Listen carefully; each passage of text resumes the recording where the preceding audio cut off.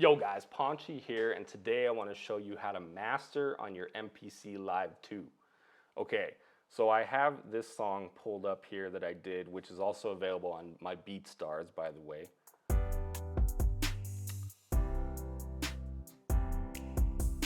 Okay, simple.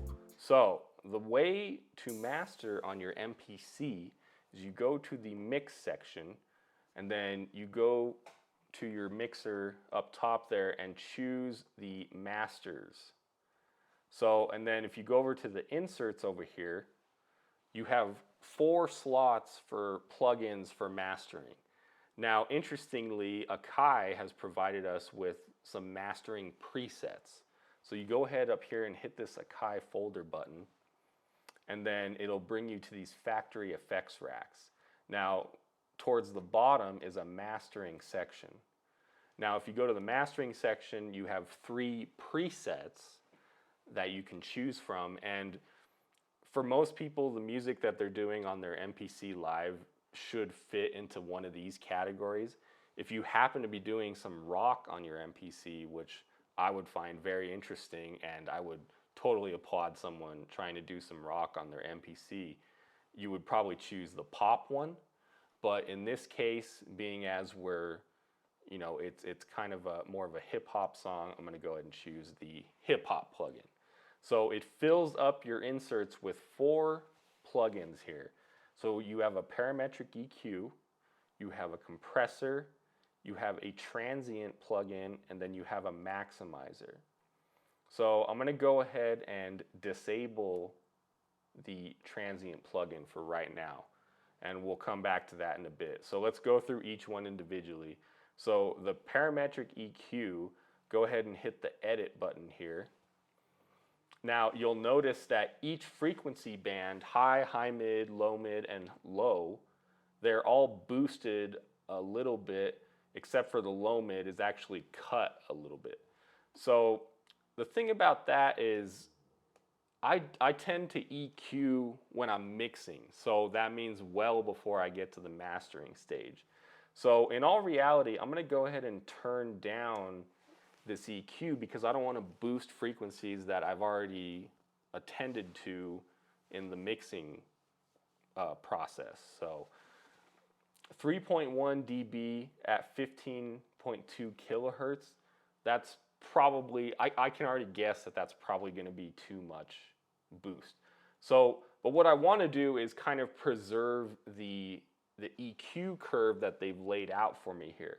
So essentially your lows, you know, your lows are a little higher, your low mids dip down a little bit, your high mids start to come back up, and then your highs are also boosted. So I'm going to go ahead and turn this from 3.1 dB down to like maybe just 1. High mid, I'll just take that down to 0. We'll leave the low mid there, and then the lows, I really don't want to boost any of the lows. Maybe I'll give it 0.3.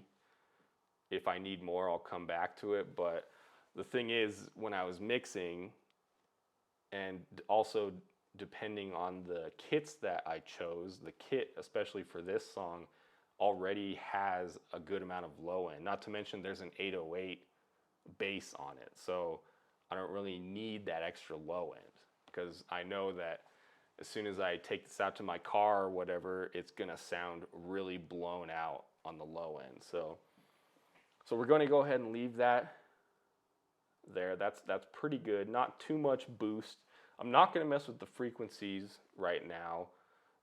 You know, if you need, you know, you could also use this EQ to cut things, of course. You know, usually cutting is better than boosting things. Sometimes you might need to boost though. But if you need, you know, some special attention, you know, you can create some notches using this parametric EQ. So, but for now, I'm just going to leave it there. Now, our output is one thing I want to look at. Now, with the output, I actually want to address some of my gain staging here. Now, I'm going to actually use the EQ output to turn it down a bit because I know my signal is pretty hot. So I'm actually going to go down to gonna go down to like 8 dB. So, and then of course we'll come back to that if we need to adjust it. But so now the EQ is set. Those are the things you need to look at and be aware of. Now, as always with any of my videos, I don't want you guys to copy the exact values because you might need different values than me. So, you know, that could be something that you might need to come back to. Any of the plugins might be something you need to come back to. So let's back out of that. Let's go to the compressor, edit the compressor. Now this is where we have to play the song to actually get some readings on the meters. I mean, you should listen, whatever EQ you end up doing too, you should listen to it as well to make sure that it's, you know, you didn't boost or cut too much of something. So, but let's go ahead and play and look at the compressor here. Now, if you notice, if you listen to your song before you added this mastering preset, it probably sounded way louder to you. That's because the compressor settings that they have in the mastering preset here are just way too much compression, basically. And that's why I always say, like, it's totally fine to use mastering presets or any kind of preset for any plugin, really. However, you shouldn't just rely on the fact that the preset, you shouldn't rely on the preset to know exactly how you've mixed your song and stuff like that. So in this case, that's way too much gain reduction. It's going down to over 20 dB gain reduction. For me, that's just too much. So you need to go to your threshold in this case and turn it up. The threshold is way too low, basically, is what's happening. Now, I don't want any more than 10 dB gain reduction. If anything, I want more around 5. So now with my threshold where it is, if you look at the gain reduction, it's peaking at about -5 gain reduction. So that's good. So essentially, we're just kind of taming some of the peaks with this compressor. So the ratio we'll leave at 2.1. That's totally fine. The knee, the attack, the release, that's good where they are. Now the output is something we want to look at. Now generally when people think of bringing their song up to volume and stuff, you don't want to push your limiter too hard. You don't want to get your gain from the limiter, or in this case, the maximizer. You want to get a lot of your output from the compressor in your mastering chain. So let's go ahead and raise that. Probably 8 or 9 could be good, but let's come back to that. So we're done with the compressor. Now, the final thing is the maximizer. So let's go ahead and play the song once again.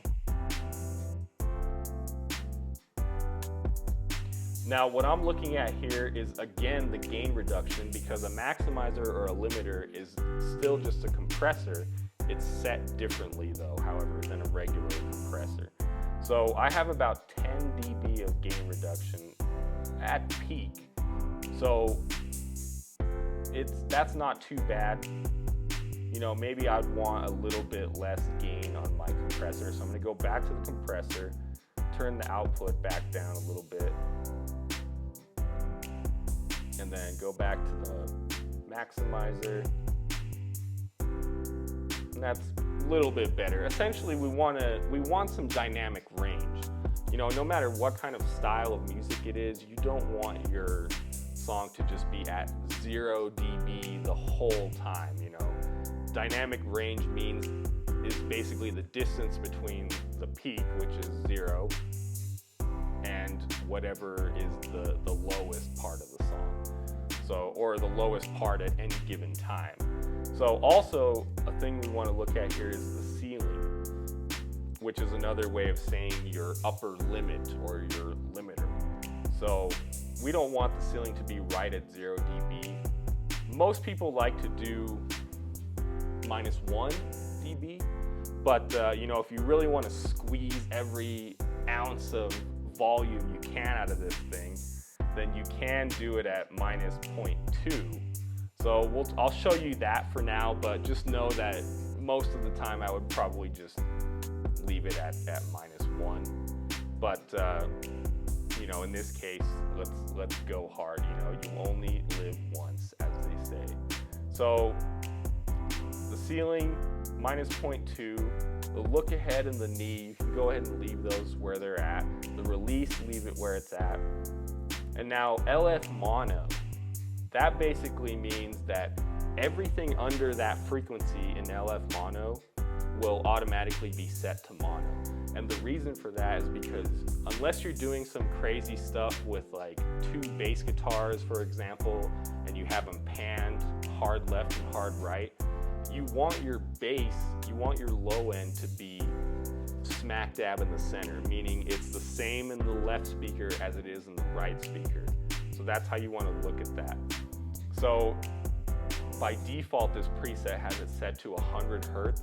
That's good because for hip hop at least, our kick and our 808 bass are all going to be below 100. So if you have LF mono set to 100, that means it's going to take that bass, regardless of where it's panned, and just put it smack dab in the center.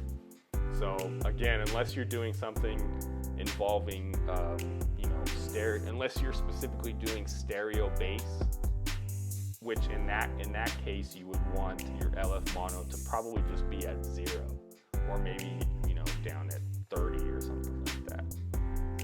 So, but in this case, we're just going to leave it at 100. So, all right. So that's pretty much it. Now we can go back. Let's check out the transient one here. Now I'm going to turn it on, and you're going to immediately see why I don't want to use it, at least by default. So let's hear what it sounds like. So right now you're getting this like tremolo effect from it, which to me is not which I don't know why you would want that from your mastering chain, at least, you know. So if you do want to mess around with your transient plugin, the problem with the preset is that the attack, you're essentially with -35% attack and -35% sustain, you're basically taking that away. So you're taking away the attack and the sustain, and it's creating this really weird like tremolo effect. So if you want to mess with this a little bit, just turn it up to like, as a bass line, and I don't mean bass guitar or whatever, I mean like as a place to start from, just turn that down to 1%, plus or minus 1%. And that's a good place for you to mess with the settings and specifically use your ears as best you can, preferably on headphones, or if you have some really good studio monitors. Use your ears with this transient plugin and be careful what you set it to, because it's definitely kind of weird. So, you know, it just depends what you're after, you know. Again, don't memorize any of these settings exactly. I want you to just use your ears and set the plugins accordingly to what you're going for.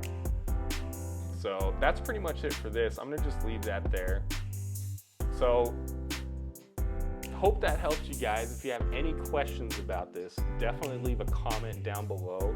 I will be doing more MPC videos because I love the MPC. I actually use it a lot, and I want to, you know, help anyone out with my experience on the MPC. So hope that helps you guys, and I'll see you in the next video.